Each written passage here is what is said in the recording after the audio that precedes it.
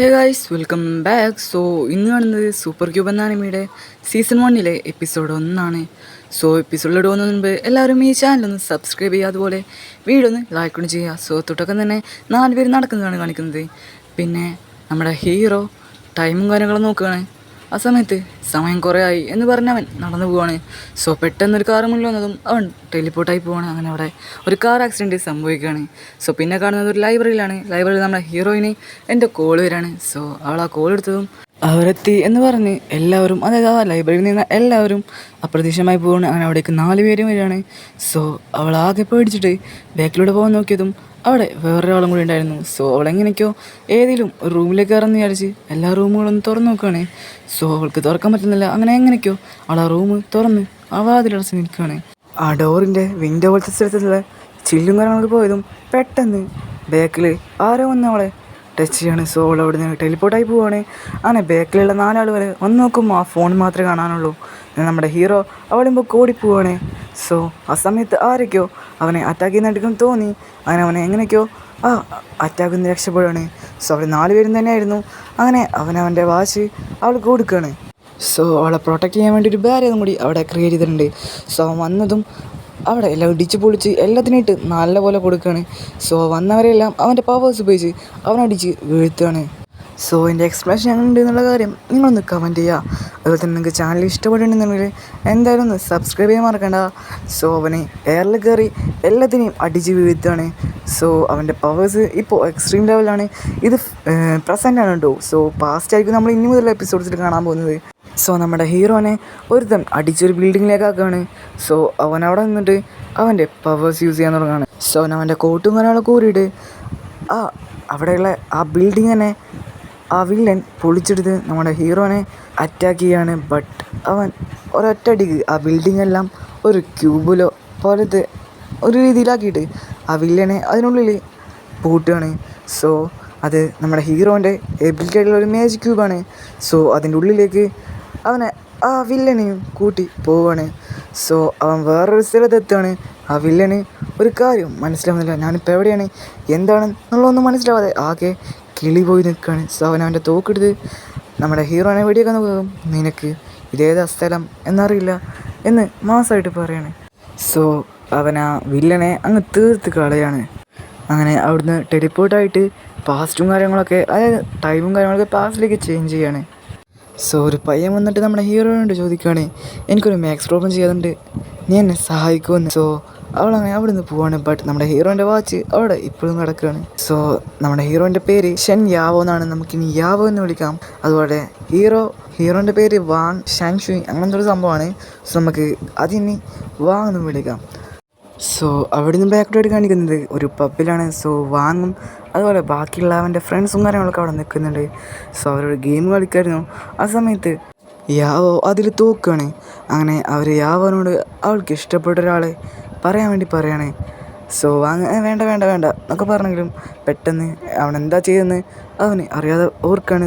അതിലൊരുത്തൻ പറയാണ്, നിന്നൊക്കെ ആരും നോക്കാനെന്ന്. യാവനോട് അവരെല്ലാവരും പെട്ടെന്ന് പറയാനായിട്ട് എൻകറേജ് ചെയ്യാണ്.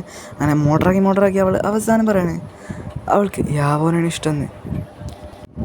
കുറച്ച് നേരം അവരാണ് സെക്കൻഡായി നിൽക്കുകയാണ്. വീണ്ടും അവിടെ നിന്ന് കട്ടായിട്ട് കാണിക്കുന്നത് ഒരു റോഡ് സൈഡിൽ നിൽക്കുന്നതാണ്. നമ്മുടെ വാങ്ങിനെ 2-3 പയ്യന്മാരായിട്ട് പന്നിക്കിടാണ്. എന്തിനാണെന്ന് വെച്ചിട്ടുണ്ടെങ്കിൽ യാവോനെ നോക്കിയതിനാണ്. അതായത് യാവോ അവനാണ് ഇഷ്ടം എന്ന് പറഞ്ഞല്ലോ. യാവോന് ഇഷ്ടമുള്ള 2-3 പയ്യന്മാരായിരുന്നു. അവർ അവിടുത്തെ മെയിൻ റൗഡി ഗ്യാങ്ങിൽ പെട്ടവരാണ്. അതിൻ്റെ ലീഡർ അവനിട്ട് അലക്കാൻ വേണ്ടി അവൻ്റെ കൂട്ടത്തിലുള്ളവരോട് പറയാണ്. ബൈക്കിൽ നിൽക്കുന്നവരാണ് സഞ്ജുൻ. ഇവർ നോർത്ത് സിറ്റി ഗ്യാങ്ങിലത്തെ ആൾക്കാരാണ്. അതായത് സഞ്ജുനാണ് നോർത്ത് സിറ്റി ഗ്യാങ്ങിൻ്റെ ലീഡർ. അവന് യാവോനെ വീഡിയോ കോൾ ചെയ്തിട്ട് വാങ്ങിനോട് അവന് യാവോനെ ഇഷ്ടമില്ല എന്ന് പറയാണ്.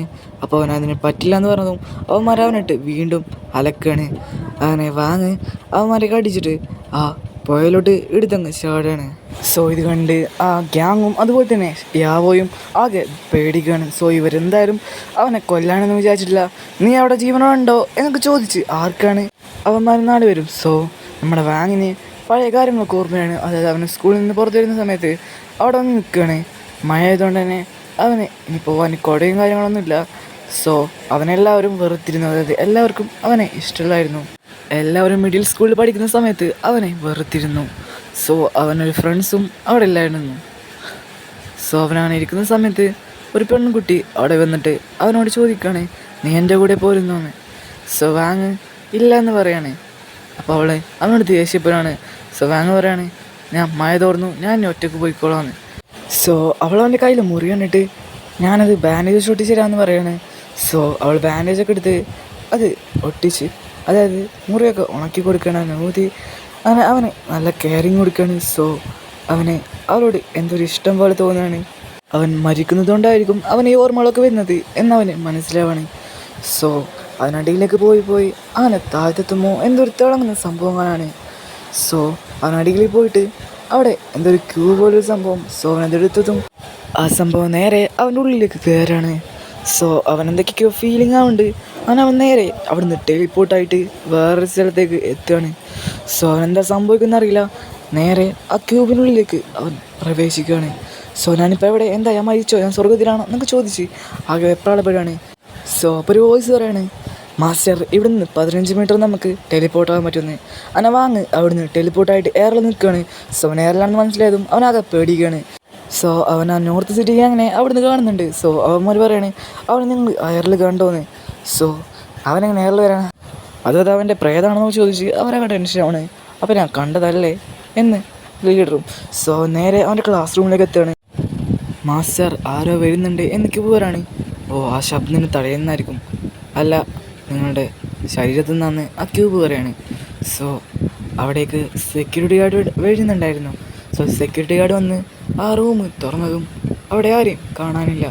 സോ അവൻ ആ സെക്യൂരിറ്റി ഗാർഡ് വരുന്നതിന് മുമ്പേ ടെലിപ്പോർട്ടായി ആ റൂമിലെത്തിയിരുന്നു. സോ അവൻ്റെ റൂമിലെത്തിയതും അവനൊരു കോൾ വരാണ്. അത് യാവായിരുന്നു, നിനക്ക് എന്തെങ്കിലും പറ്റുമോ, നിനക്കൊരു കുഴപ്പമില്ലല്ലോ എന്ന് ചോദിച്ച് ടെൻഷൻ ആവണേ.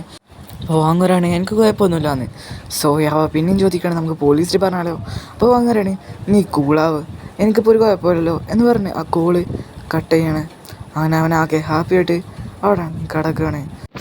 ഞാൻ കുറച്ച് റെസ്റ്റ് എടുക്കട്ടെ. മാസ്റ്റർ റെസ്റ്റ് എടുക്കുകയാണോ എന്ന് ആ ക്യൂബ് ചോദിക്കുകയാണ്. സോ നീ വീട്ടിൽ വന്നോ എന്ന് വാങ്ങ് ചോദിക്കുകയാണ്. സോ ആ ക്യൂബ് പറയാണ്, ഞാൻ നിങ്ങളുടെ ഉള്ളിലാന്ന് പറഞ്ഞ് അവനെ അവിടെ നിന്ന് ടെലിപ്പോർട്ടാക്കുകയാണ്. സോ അവൻ നേരെ ആ ക്യൂബിനുള്ളിലേക്ക് കയറുകയാണ്. ഇതേതാ സ്ഥലം, ഞാൻ നേരത്തെ വന്ന സ്ഥലമാണല്ലോ എന്നൊക്കെ ചിന്തിക്കുകയാണ്. നീ ആരാ എന്ന് ചോദിച്ചതും ആ ക്യൂബ് പറയാണ്, ഞാനാണ് യൂണിവേഴ്സൽ അൾട്ടിമേറ്റ് സിസ്റ്റം, നിങ്ങൾക്ക് വേണമെന്നുണ്ടെങ്കിൽ എൻ്റെ പേര് ചേഞ്ച് ചെയ്യാമെന്ന്. ഞാനൊരു 3 സെൻറ്റിമീറ്റർ ക്യൂബാണ്, പക്ഷേ എൻ്റെ ഉള്ളിൽ ഞാനൊരു വലിയ സ്പേസ് തന്നെ ഉണ്ടാക്കി വെച്ചിട്ടുണ്ട് എന്ന് പറയാണ് ആ ക്യൂബ്. നീ എന്തിനെ സഹായിക്കുന്നത് എന്ന് വാങ്ങി ചോദിച്ചും മാസ്റ്ററിൻ്റെ ആഗ്രഹം സാധിക്കാൻ, ഈ ലോകം തന്നെ അടക്കി ഭരിക്കാൻ എന്ന് പറയാണ് ആ ക്യൂബ്. സോ നിനക്കെന്നെ ടെലിപ്പോർട്ട് ചെയ്യാൻ പറ്റുമോ എന്ന് വാങ്ങി ചോദിക്കുകയാണ്. സോ വാങ്ങിനെ അവിടുന്ന് ടെലിപ്പോർട്ടാക്കി സ്പേസിൽ കൊണ്ടുവരാണ്. സോ ഇവിടെ ഈ എപ്പിസോഡ് അവസാനിക്കുകയാണ്. ഓക്കെ, നമ്മുടെ ചാനലിൽ ഇപ്പോൾ സോഡ് ആർട്ട് ഓൺലൈൻ എന്നൊരു അടിപൊളി ആനിമി സീരീസ് എക്സ്പ്ലെയിൻ ചെയ്തിരുന്നുണ്ട്. സോ അതുപോലെ തന്നെ ഈ സൂപ്പർ ക്യൂബ് എന്ന ആനിമി ആയിരിക്കും നമ്മളിനി മുന്നോട്ട് കൊണ്ടുപോകുന്നത്. സോ നിങ്ങളുടെ കട്ട സപ്പോർട്ട് പ്രതീക്ഷിക്കുകയാണ്.